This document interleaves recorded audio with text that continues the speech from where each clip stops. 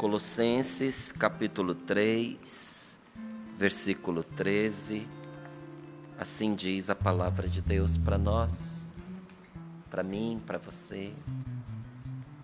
Suportai-vos uns aos outros, e se um tiver motivo de queixa contra o outro, perdoai-vos mutuamente, como o Senhor vos perdoou, fazei assim também vós.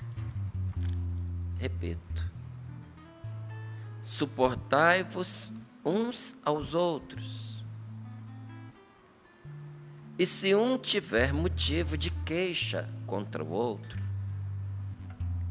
perdoai-vos mutuamente, como o Senhor vos perdoou. Assim, fazei assim também vós. Como o Senhor vos perdoou, fazei assim também vós. Palavra do Senhor. Graças a Deus. Eu quero falar com você um pouquinho sobre a importância desta palavra. E não foi à toa que o Inácio trouxe essa música para nós. Espírito, Espírito, que desce como um fogo, vem como em Pentecostes e enche-me de novo. Porque existe uma graça, meus irmãos queridos, chamada batismo no Espírito Santo, ou efusão do Espírito Santo. Não se trata do sacramento do batismo, porque o sacramento você recebe uma vez só. O sacramento do batismo é o começo da vida em Deus. Quando você é levado à igreja e o sacerdote diante de Deus, ou às vezes não é o sacerdote, é um ministro designado para isso, tem os ministros do batismo, e às vezes nem é um ministro, porque em ocasiões de urgência e de emergência, qualquer pessoa pode dar o batismo a outra, se derramando a água sobre ela, você pronunciar as palavras com a intenção de batizá-la. Eu te batizo em nome do Pai, do Filho e do Espírito Santo. Amém. Batizado foi, batizado está, e o batismo é um só. E a Igreja Católica leva isso tão a sério que mesmo uma pessoa que não era católica, se ela foi batizada em outra denominação, se ela foi batizada numa igreja cristã e respeitou-se o rito do batismo, tendo presente como sinal do sacramento a água, ou a pessoa mergulhada, ou a água jogada sobre a pessoa. Mas, Márcio, faz diferença? Para Deus não faz nenhuma. Porque não é a água quem batiza, é o Espírito Santo. Mas não pode faltar a água.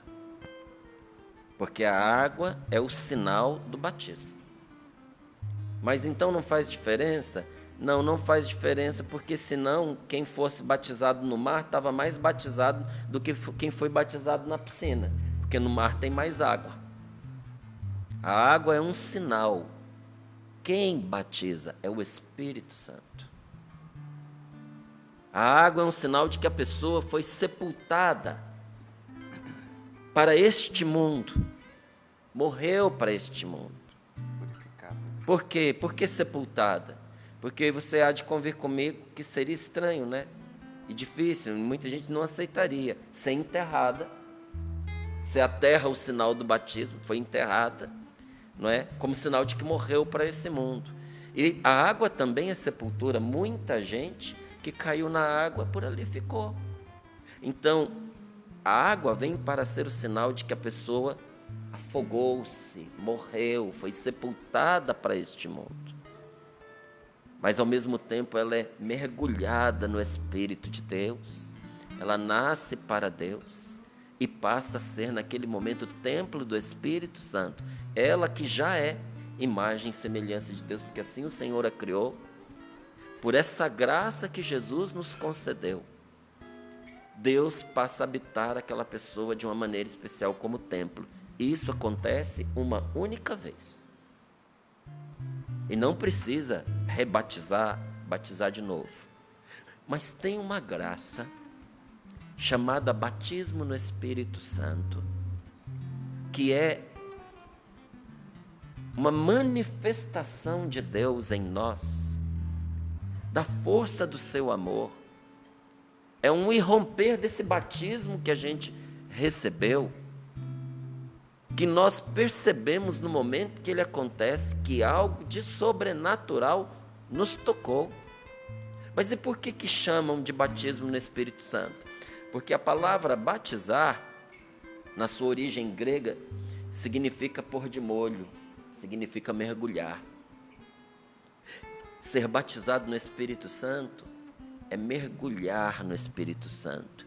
E isso pode acontecer muitas vezes na nossa vida, muitas vezes. Inclusive eu digo a você, quem vai para a missa, participa da missa e toma o corpo e o sangue de Cristo em estado de graça, recebe naquela hora de novo o batismo no Espírito Santo. Porque não é sempre que os sinais dessa manifestação é igual.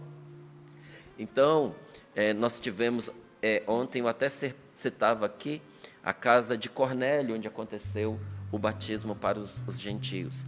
Mas foi diferente de como aconteceu em Jerusalém. Não foi igual. Em Jerusalém, pela primeira vez, o Espírito Santo foi derramado ali em Pentecostes. Estava Nossa Senhora, os apóstolos. A palavra de Deus diz que línguas de fogo pousaram sobre eles.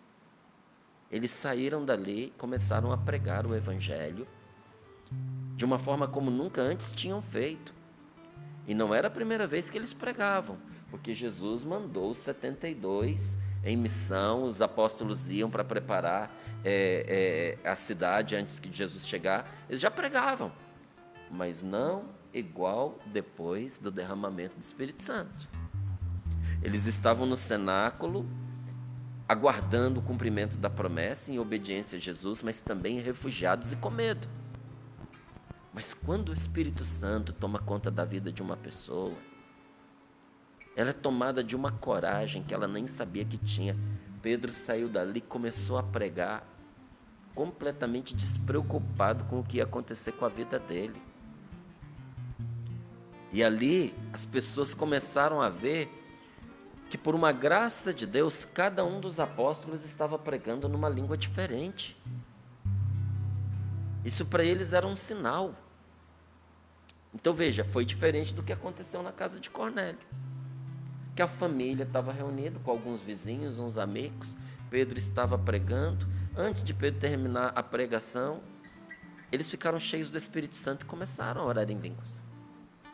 E é diferente de quando Pedro e João foram presos, ameaçados, porque os fariseus não queriam mais que eles pregassem no nome de Jesus, então os ameaçaram gravemente se eles continuassem pregando o Evangelho. E quando eles foram postos em liberdade, porque não conseguiram mantê-los ali, né, porque a multidão tinha visto o milagre que eles tinham feito, eles estavam com medo de tomar um pau da multidão, então eles soltaram Pedro e João, mas debaixo de muitas ameaças. Imagine você, os amigos, os outros discípulos, a pequena igreja que começava naquela altura, sabendo que o Papa, porque Pedro era o Papa, e João, que era justamente o bispo da cidade mais importante para os cristãos naquela época, que era Jerusalém. João era o bispo de Jerusalém e Pedro era o Papa. Os dois mais importantes tinham sido presos, maltratados e ameaçados. Imagina quando eles os receberam. Muitos de nós, com certeza, tomados de temor humano, no lugar daquela gente, o que a gente ia dizer? Pessoal, vamos mais devagar. Já prenderam o Papa e prenderam o bispo de Jerusalém. Se fizerem isso com os dois, com a gente que não é nada, o que não vão fazer? Então vamos pregar mais discreto, vamos pregar mais devagarinho, vamos falar de maneira que os outros não ouçam, vamos pregar na intimidade. E a partir de agora, sobretudo, nada de milagres. Nada de ficar rezando pela cura das pessoas, porque isso está causando um alvoroço, vai trazer problema para a gente. Mas foi isso que eles fizeram? Não foi. Depois de terem escutado, Pedro e João contaram tudo, todas as palavras, todos os maus tratos, tudo eles contaram para a comunidade. Sabe o que eles fizeram? Reunidos em oração, eles oraram a Deus dizendo: Senhor, olhai para as suas ameaças e concedei aos vossos servos que com todo desassombro anunciem a palavra de Deus. Manifesta a sua força para que se realize curas, milagres e prodígios pelo nome do teu santo servo Jesus. E diz que naquela hora tremeu o lugar onde eles estavam e todos ficaram cheios do Espírito Santo. Espera aí, então onde foi o Pentecostes? Você percebeu que tem vários derramamentos do Espírito Santo na palavra de Deus? Essa graça chamada efusão do Espírito Santo é o grande tesouro do cristão. Olha, é muito penosa a vida espiritual para uma pessoa que vive fora do batismo no Espírito. Ontem eu conversava com alguns amigos, porque o risco que nós corremos hoje é da gente diminuir o Evangelho para que as pessoas deem conta de vivê-lo.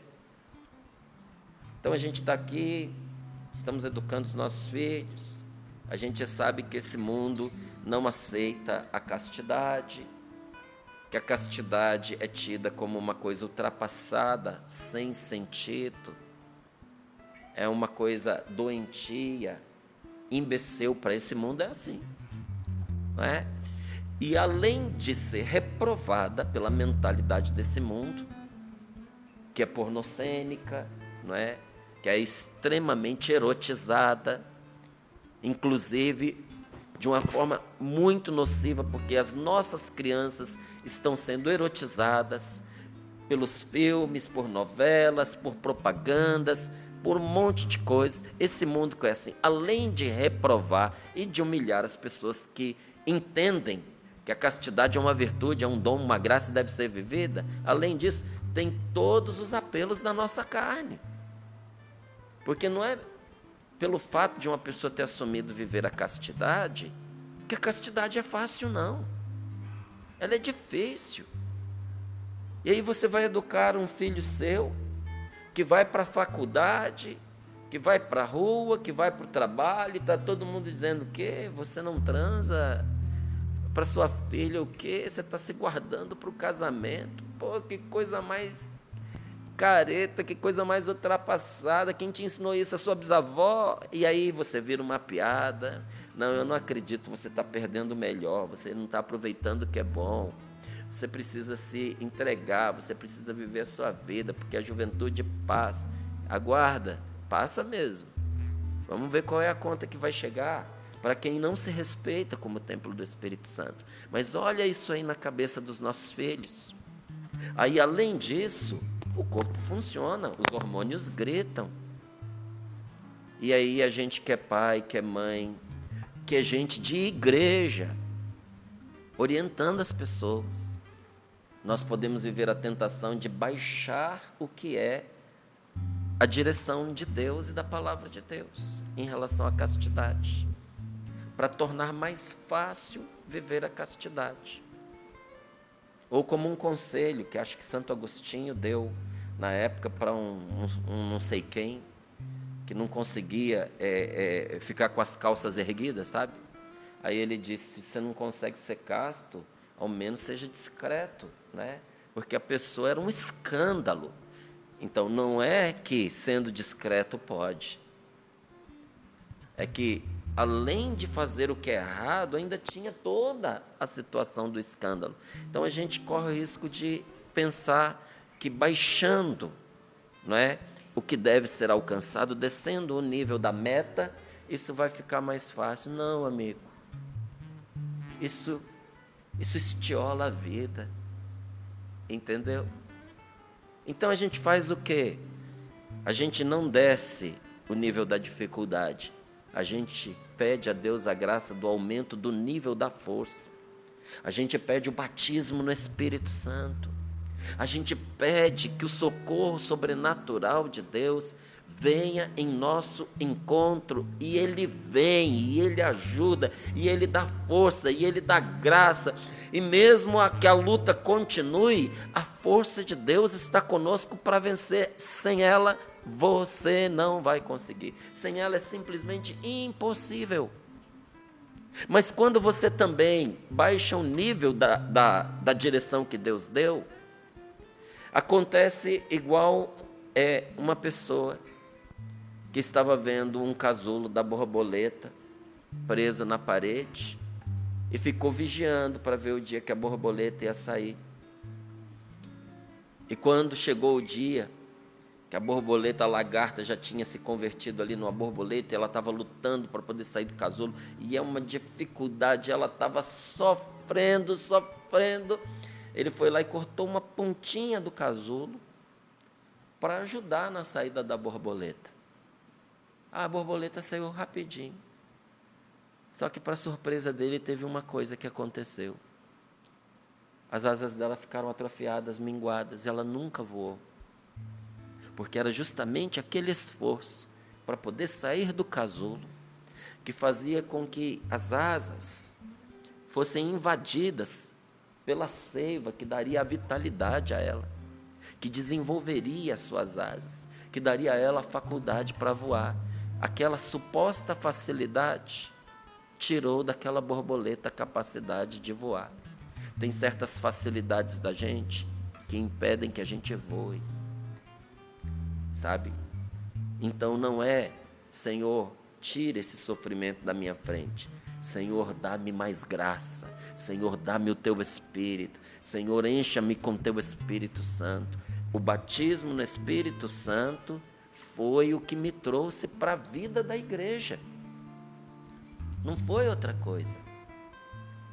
Eu me voltei para Deus, eu sempre fui católico, mas o meu encontro pessoal com Jesus, e o que me fez apaixonar por Deus, e o que mudou a minha vida, e o que me fez entender o que é ter vida espiritual, e como a vida sobrenatural permeia tudo que a gente faz, tudo que a gente vive, foi o batismo no Espírito Santo. Essa graça me fez viver. Essa graça me curou. Essa graça abriu os meus olhos. Essa graça me deu a força que eu não tinha. Essa graça me apresentou uma nova vida. Aí eu pergunto para você, e você acha que eu não vou querer que todos experimentem esta graça? Tanto quis que eu dediquei a minha vida para isso.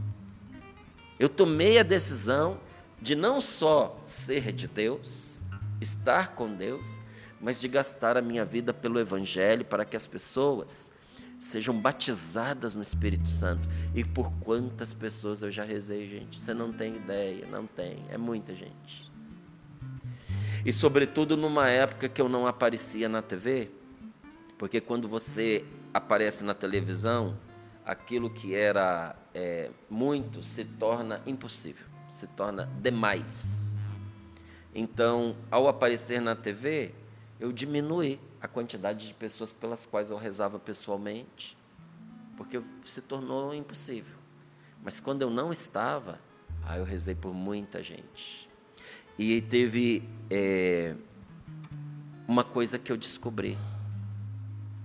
Quando eu ia rezar pela cura, inclusive cura física, ou pelo batismo no Espírito Santo de uma pessoa que veio pedir oração, eu descobri, e tenho certeza que todos aqui que já rezaram por alguém, em algum momento já fizeram a experiência de, ao pôr as mãos sobre a pessoa e começar a rezar, parece que não vem nada.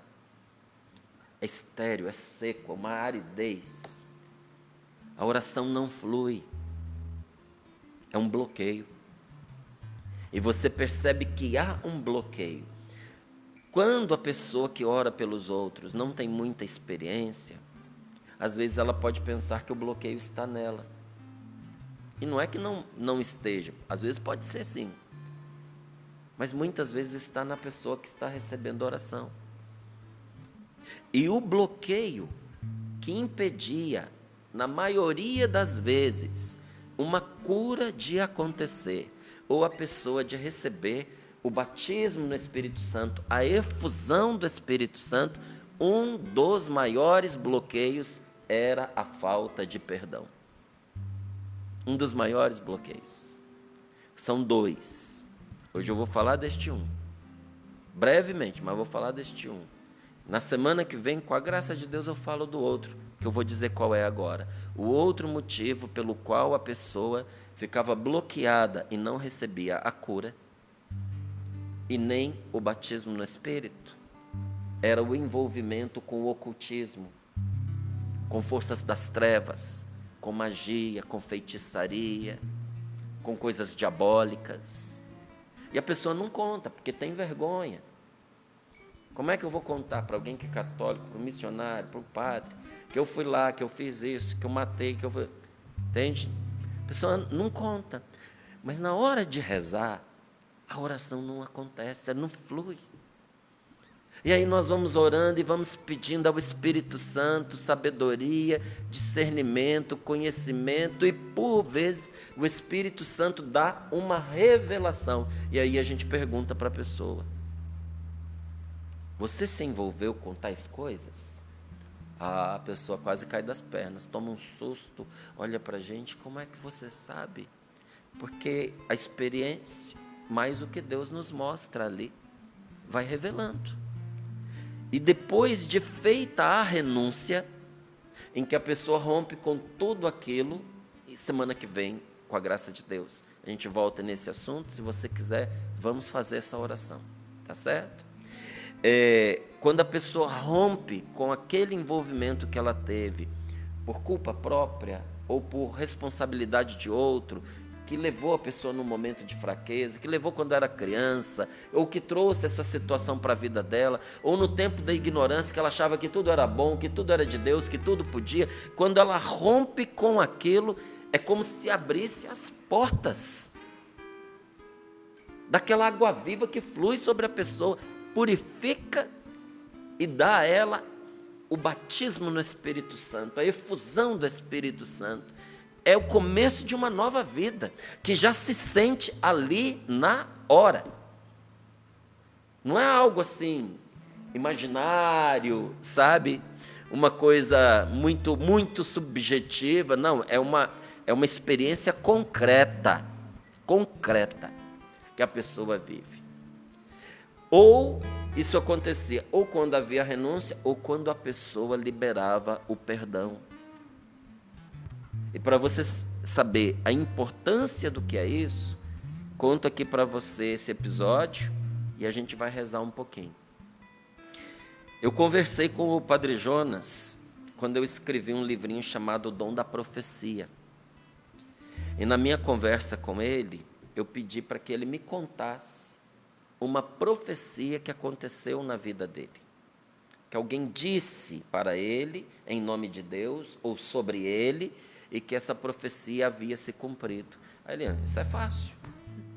Ele falou: a Canção Nova nasceu de uma profecia. O Padre Robert de Grandes estava no Brasil, eu fui participar pela primeira vez de um encontro carismático, o Padre Haroldo Ram me convidou, ali eles oraram por cada um pessoalmente, impondo as mãos, e ele disse: quando chegou a minha vez, eles oravam e diziam: tem alguma coisa bloqueando, não está acontecendo. E o Padre Jonas, viu? Lá, jovem ainda, esperando, recebeu a oração. Aí o Padre Robert disse para ele, para o Padre Haroldo: nós vamos precisar orar de novo por ele, porque tem algum bloqueio. Vamos interceder, depois a gente reza por você outra vez. E o Padre Jonas saiu. Foi bom para ele, mas não aconteceu nada. Nesses intervalos, Padre Jonas sempre foi muito de orar, foi para a capela. E ali na capela, enquanto ele rezava, veio ao coração dele um superior, que ele tinha uma grande mágoa, ele não conseguia perdoar por uma injustiça que ele tinha sofrido. Mas ali ele percebeu que deveria entregar a Deus aquela situação e rasgou o coração e perdoou e pediu a Deus que o abençoe, mas lavou a alma. Na noite seguinte, era a vez de orar por ele outra vez, porque ele não tinha recebido o batismo no Espírito Santo. Quando o padre Robert de Grandes e o padre Haroldo puseram a mão sobre ele, cadê o obstáculo? Cadê o bloqueio? Eles não sabiam o que era, mas sabiam que tinha sido removido. E foi uma efusão do Espírito Santo, e Deus deu uma profecia ao padre Robert de Grandes para o padre Jonas. O padre Robert de Grandes é norte-americano, então ele ia dizendo em inglês, o padre Haroldo ia traduzindo, e o padre Jonas disse: Márcio, a profecia foi a canção nova do começo ao fim. A canção nova foi me dada naquela profecia. Não tinha canção nova ainda. Não tinha nada. O padre Jonas era padre, na paróquia dele. Entende? Na comunidade dele, nos salesianos. Não tinha nada da comunidade Canção Nova. E aí veio o bonito. O padre Jonas terminou dizendo para mim assim: você me perguntou sobre profecia, né, meu filho? Nasceu do meu batismo no Espírito, mas eu não pude ficar de braços cruzados esperando a profecia acontecer. Eu tive que ir ao encontro da profecia. Aí a minha pergunta para você: será que hoje não é o seu dia de remover o obstáculo da falta do perdão? De permitir que o batismo no Espírito Santo aconteça para você? Espírito, que desce como fogo, vem como em Pentecostes e enche-me de novo. Será que hoje não é o dia de você pagar o preço da sua libertação? O preço de um novo começo, o preço de uma vida nova. Que preço é esse, Márcio? O preço de perdoar. Perdoar para a sua vida avançar, perdoar para você seguir com o seu caminho, perdoar para você voltar a ter alegria. Volta a ter alegria, chega de tristeza por causa do que passou, chega de tristeza por causa de gente que não está nem preocupado com você. Será que não está na hora de você pagar o preço da libertação e permitir que as suas asas se abram? Márcio, não é fácil. Sim, não é fácil, mas ninguém pode cortar o casulo da borboleta, amigo. Coragem, perdoa com força, perdoa com coragem. A palavra de Deus diz que o reino dos céus é todo dia conquistado pelos violentos. Não é violência contra as outras pessoas, não. É violência nessas horas. Ser violento para rezar, ser violento para perdoar. Que violência é essa? A violência que você faz para se vencer. Mas você não tem ideia do tamanho da graça que te espera. Se você quer, diga agora onde você está. Senhor, derrama sobre mim teu Espírito Santo. Pai amado, em nome de Jesus, eu preciso desta graça, desse batismo no Espírito, dessa efusão do Espírito Santo. Pai Santo, Pai amado, se for preciso para eu receber esta graça, perdoar, eu perdoo. E se eu tiver que renunciar a qualquer mau caminho no qual eu me envolvi, Senhor, eu estou pronto, eu estou disposto, aceita, Senhor, a minha decisão.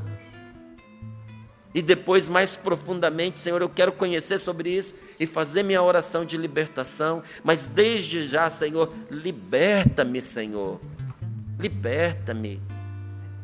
Senhor, eu perdoo esta pessoa. Senhor, eu tenho dificuldade de perdoar, mas com a Tua graça eu vou conseguir. Porque está na hora de quebrar esse ciclo. Está na hora de romper com esse mal. Está na hora, Senhor, de afastar o maligno com a sua astúcia. É hora de Deus na minha vida. Senhor, a Tua hora é agora e eu me abro para Ti. Vamos orar, meus irmãos. Vamos pedir a Deus esta graça sobre nós neste momento. Suportai-vos uns aos outros. E se um tiver motivo de queixa contra o outro, perdoai-vos mutuamente. Como o Senhor vos perdoou, Fazei assim também vós. Deus perdoou você. Abre o seu coração, perdoa também. Vai pedindo esta graça. Vamos orando no Espírito. Pedindo mesmo a graça do Espírito Santo sobre aqueles que estão nos acompanhando pelo Sistema Canção Nova. Abra o seu coração para receber esta graça do Espírito Santo. Rezamos por vocês nesta manhã, pedindo esse batismo do Espírito Santo. Senhor, batiza com teu Espírito Santo, Jesus. Batiza, Senhor Jesus, liberta, cura, Senhor, transforma. Quando o Márcio ia iniciando a oração, o Senhor me dava a imagem mesmo de pessoas como se elas estivessem se contorcendo, se batendo. Sabe, como se elas estivessem acorrentadas, querendo se soltar. É o que o Senhor está realizando nesta manhã sobre nós. Enviando o seu Espírito Santo para purificar, para libertar, para transformar as vidas. Receba esta graça nesta manhã. Oremos, irmãos.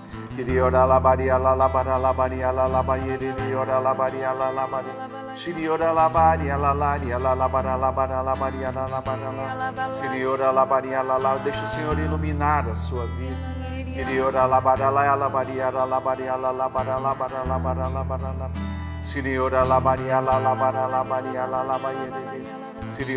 Que o Senhor te dê a graça agora de renunciar mesmo.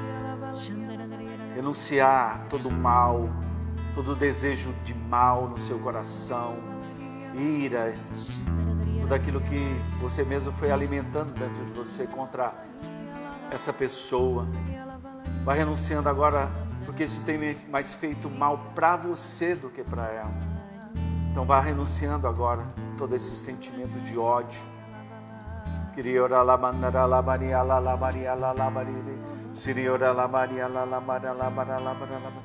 Eu navegarei no oceano do Espírito e ali adorarei ao Deus do meu amor. Eu navegarei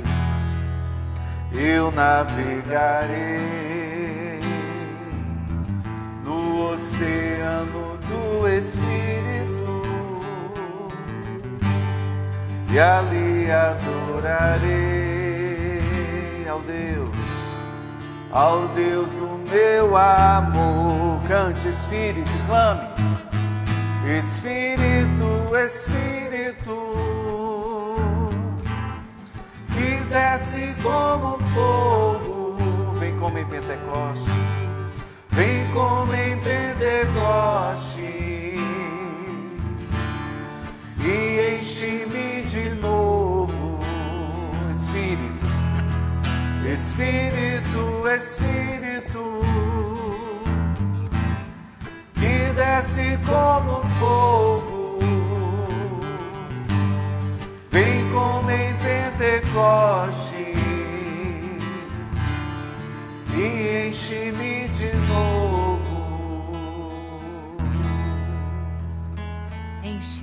Enche-nos da tua vida nova, Senhor, nesta manhã. E nós pedimos por tantas pessoas feridas nessa manhã, feridas, machucadas. Você foi ferido, você foi machucado por pessoas, mas é o perdão que vai curar as suas feridas. E que bom que você está sintonizando a TV Canção Nova, ouvindo a Rádio Canção Nova neste momento. E as graças e a cura e a libertação está chegando até você, meu irmão, minha irmã. Perdoe, libere o perdão. Diga isso com as suas palavras agora. Eu perdoo meu pai, eu perdoo a minha mãe que me feriu, eu perdoo meu padrasto que me feriu. Perdoe, libere agora a graça de Deus sobre a sua vida, meu irmão, minha irmã. Você que sofreu violência sexual, algo muito íntimo que você sofreu e você não tinha forças para perdoar. Deus te convenceu através desta pregação. E louvado seja Deus por essa pregação, por esta palavra. E deseje mesmo batismo no Espírito Santo, meu irmão, minha irmã. Eu tenho certeza que muitas bênçãos virão sobre a sua vida. E muitos testemunhos nós vamos receber, como esse que a gente recebeu hoje, né, Val? E que nós vamos ouvir nesse momento também. Louvado seja Deus por toda a graça. Eu passaria o dia todo rezando. E vou passar, meus irmãos. Obrigada, Márcio. Inácio, gosto muito de você ministrando. Inácio, Deus lhe pague. Obrigada mesmo.